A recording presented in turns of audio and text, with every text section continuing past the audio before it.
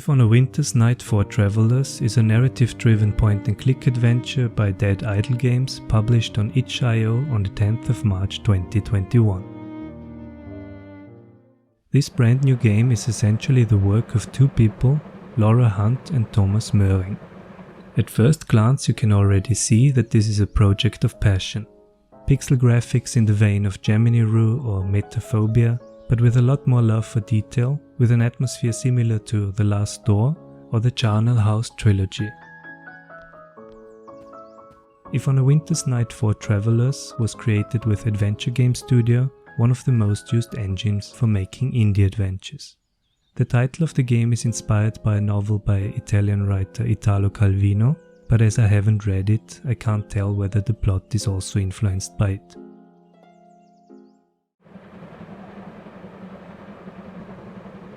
The story of the game is set in the late 1920s.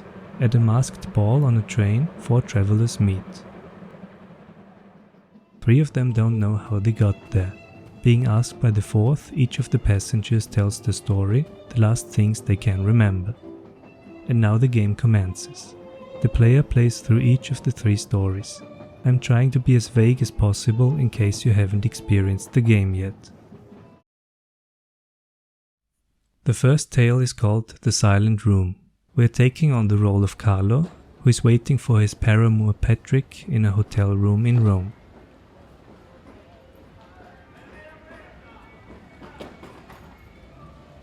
This meeting doesn't go as planned, trouble lies ahead. The second chapter, The Vanishing of Lady Winterbourne, is the sad story of a rich woman who escapes from a traumatic experience into a world of drugs where she is haunted by her past.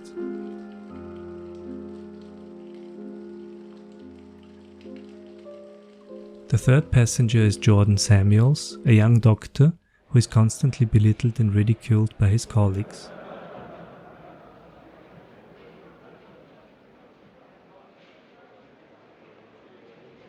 To get back at his harassers, Jordan intends to carry out a dangerous occult ritual.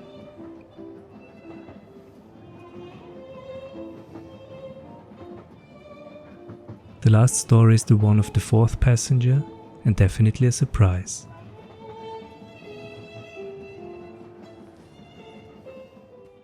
If on a Winter's Night for Travelers is about the narratives which touch social topics of the time it is set in, and about the atmosphere which reaches from sad over creepy to horrific, underlined by an appropriate soundtrack consisting mostly of classical music. Unlike many other point-and-click adventures, the player has no inventory at hand, items are used one after another. The puzzles are usually not too difficult, but are an apt means to push the story further. If on a Winter's Night for Travelers is not too long, a playthrough lasts about an hour if you rush through, but if you are a traditional adventurer who loves to immerse oneself in a game, likes to explore everything, it should take you no less than 3 hours. Oh, and I almost forgot, the game is available completely for free.